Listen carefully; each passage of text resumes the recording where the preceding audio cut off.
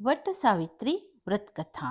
नमस्कार, आप सभी को वट सावित्री पर्व की हार्दिक शुभकामनाएं। क्या आपने कभी सोचा है पतिव्रता नारी अपने प्रेम, विश्वास और दृढ़ संकल्प से मृत्यु को भी हरा सकती है?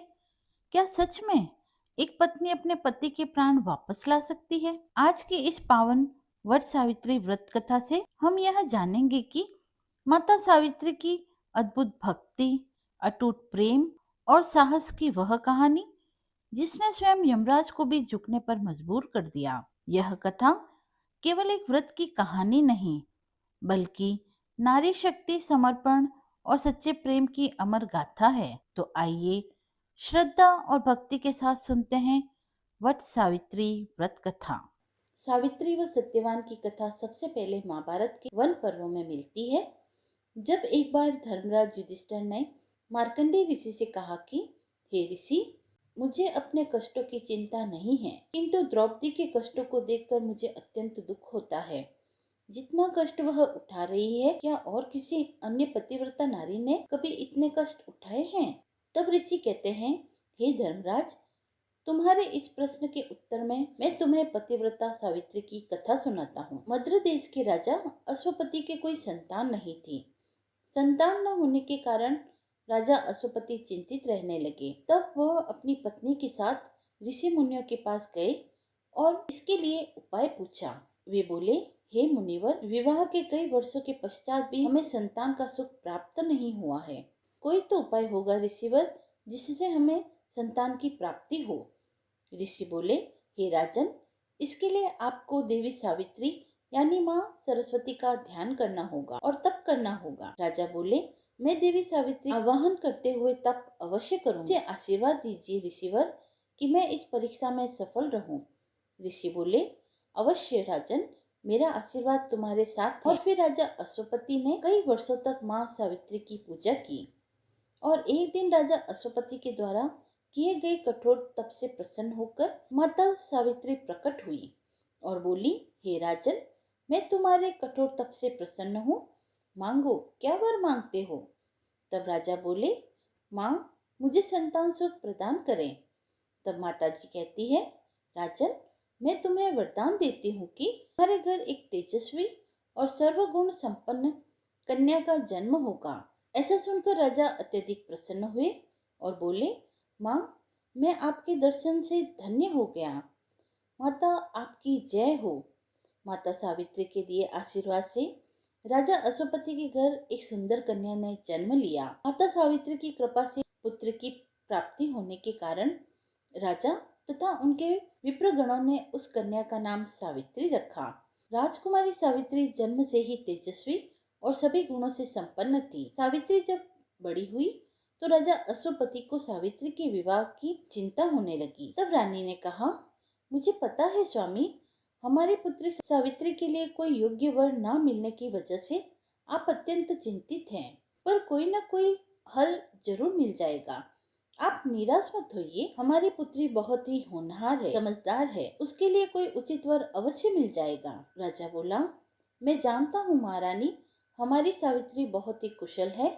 उसी समय सावित्री वहाँ आती है और वह अपने पिताजी को प्रणाम करती है, अपनी माता को प्रणाम करती है और कहती है, महाराज, आपने मुझे याद किया? वह बोलते हैं, हाँ बेटी, अब तुम विवाह के योग्य हो गई हो और मैं और महारानी चाहती है कि तुम्हारा विवाह कर दिया जाए। पुत्री, तुम अत्यंत विदुषी हो, अतः हम चाहते हैं कि तुम अपने पति का चुनाव स्वयं करो और अपने अनुरूप पति की खोज करो। सावित्री बोली, जैसी आपके आज्ञा पिताजी। पिता की आज्ञा पाकर सावित्री एक वृद्ध तथा अत्यंत बुद्धिमान मंत्री को साथ लेकर पति की खोज हेतु देश विदेश की यात्रा के लिए निकल पड़ी।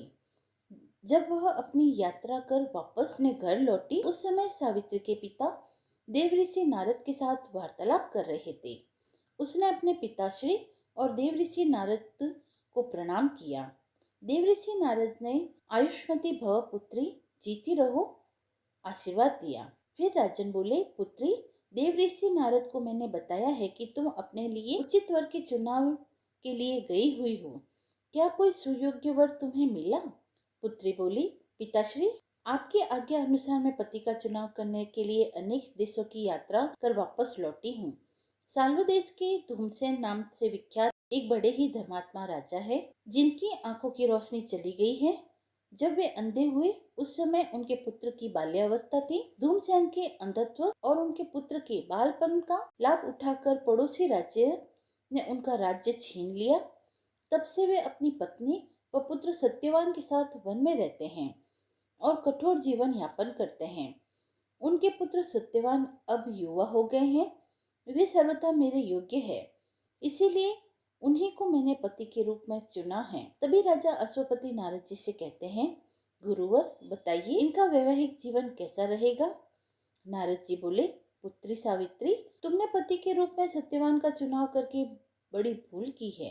अश्वपति कहते हैं, क्या हुआ देवऋषि नारद, आप सत्यवान का नाम सुनकर शंका में क्यों आ गई? सत्यवान में ऐसे कौन से अवगुण हैं जो आप ऐसा कह रहे हैं? राजन, सत्यवान में कोई कमी नहीं है। सत्यवान तो वास्तव में सत्य का ही रूप है और समस्त गुणों का स्वामी है, किंतु वह अल्प आयु है और उसकी आयु केवल अब 1 वर्ष ही शेष रह गई है। उसके बाद वह मृत्यु को प्राप्त हो जाएगा। अश्वपति बोले, क्या सत्यवान अल्पायु है? पुत्री सावित्री, मैं तुम्हें फिर इस विवाह के लिए कैसे हाँ कह दूं?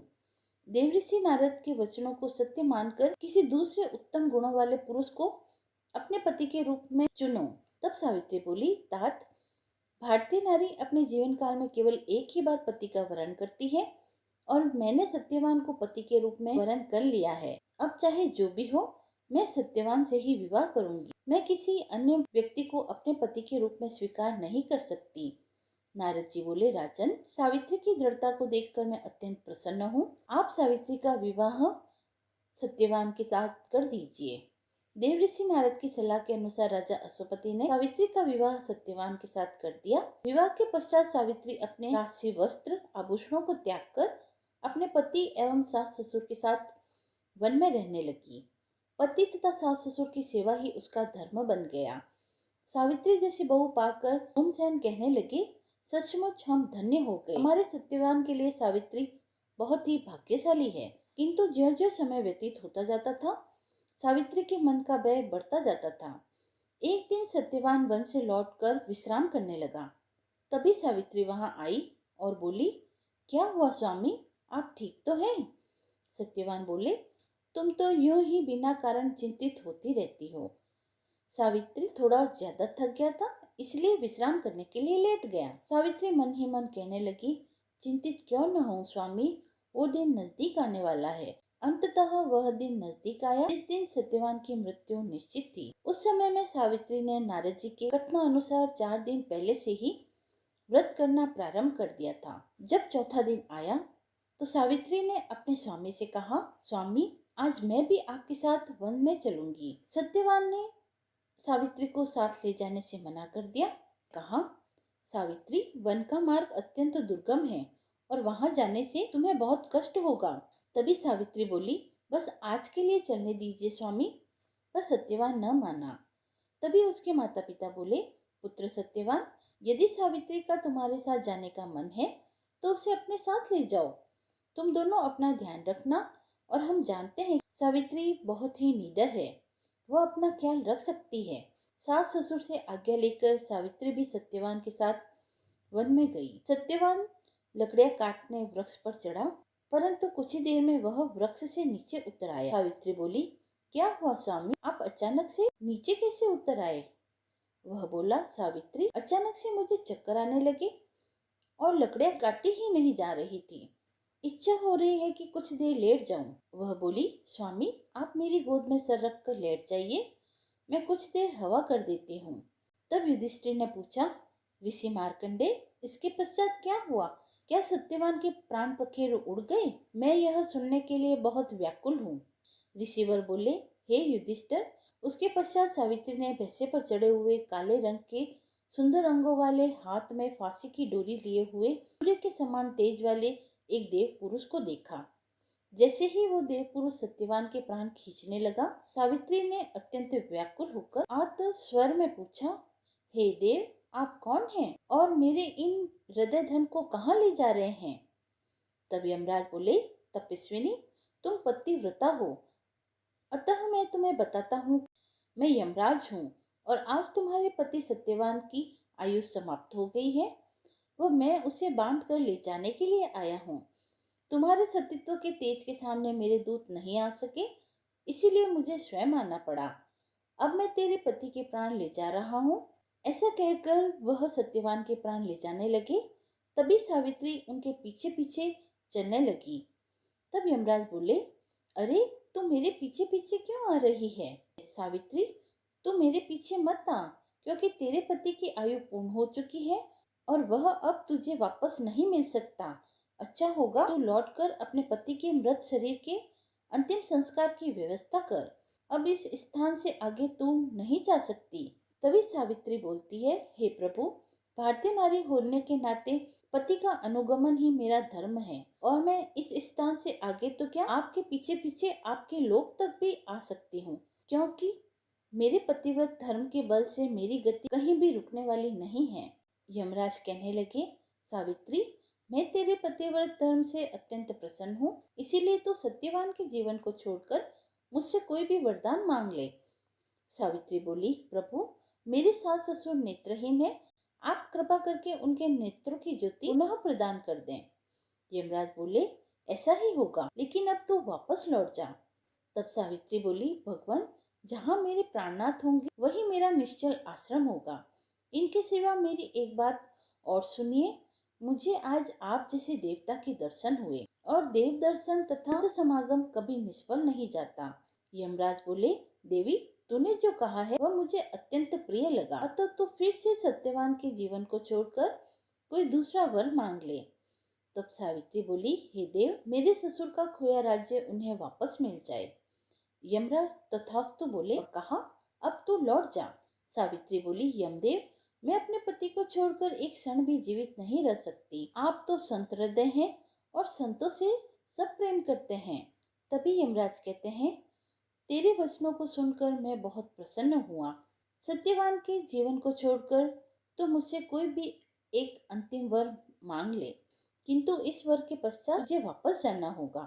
सावित्री बोली, प्रभु, यदि आप मुझसे इतने ही प्रसन्न हैं, तो मेरे ससुर धूमसेन के कुल की वृद्धि करने के लिए मुझे 100 पुत्र प्रदान करने की कृपा करें। यमराज बोले, ठीक है, यह वर भी मैंने तुझे दिया, अब तो यहाँ से चली जा। तभी सावित्री बोली, मेरे पति को आप लिए जा रहे हैं और मुझे 100 पुत्र का वरदान दिए जा रहे हैं, यह कैसे संभव है? मैं पति के बिना सुख, स्वर्ग और लक्ष्मी किसी की भी कामना नहीं करती। बिना पति में जीना ही नहीं चाहती। पतिव्रता सावित्री की चतुराई को देखते हुए यमराज ने प्रसन्न होकर सत्यवान के प्राणों को मुक्त कर दिया। सावित्री सत्यवान के प्राण लेकर वट वृक्ष के नीचे चली आई, जिससे सत्यवान जीवित हो उठे। जीवित होकर वह अपने माता पिता के पास गए तो देखा कि उनका खोया हुआ राज्य वापस मिल गया है। वह उनके नेत्रों की ज्योति भी पुनः लौट आई है और उसके बाद सावित्री पुत्रों की माँ भी बनी। इस प्रकार सावित्री ने अपने पतिव्रत के प्रभाव से न केवल अपने पति को पुनः जीवित कराया, बल्कि सास ससुर को नेत्रों की ज्योति प्रदान करते हुए ससुर को खोया राज्य भी दिलवाया। सावित्री और सत्यवान ने अपना संपूर्ण जीवन सुखपूर्वक व्यतीत किया। युधिष्ठिर बोले, सचमुच धन्य है देवी सावित्री, आज उनकी कथा सुनकर मेरा जीवन कृतार्थ हो गया। तो यह थी वट सावित्री व्रत की कथा। वट सावित्री व्रत कथा से हमें यह शिक्षा मिलती है कि पति पत्नी के रिश्ते में विश्वास और समर्पण सबसे बड़ा होता है। सावित्री ने कठिन परिस्थितियों में भी अपने पति का साथ नहीं छोड़ा। संकल्प और आत्मविश्वास से असंभव कार्य भी संभव हो जाता है। माता सावित्री ने अपने दृढ़ निश्चय से यमराज को भी विवश कर दिया। धर्म, सत्य और भक्ति की हमेशा विजय होती है। सच्चे मन से की गई पूजा और भक्ति जीवन में सकारात्मक फल देती है। यह कथा हमें बताती है कि एक नारी में अपार शक्ति, धैर्य और साहस होता है। वट सावित्री व्रत हमें अपने परिवार के प्रति प्रेम और जिम्मेदारी का भाव सिखाता है। कथा समाप्त हुई। यदि आपको ये पसंद आई हो तो आप कमेंट बॉक्स में जय सावित्री माता लिखकर अपनी भक्ति को व्यक्त करें। मिलते हैं अगले वीडियो में, तब तक के लिए धन्यवाद।